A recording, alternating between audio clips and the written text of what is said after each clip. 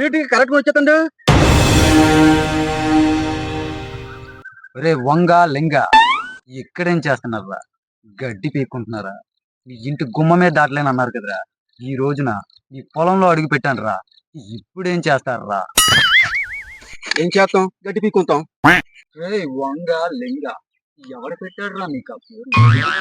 మా తాత పెట్టాడా పేరు? మా తాత పెట్టాడా పేరు? రిలాక్స్. మీ తాతను రమ్మని ముందు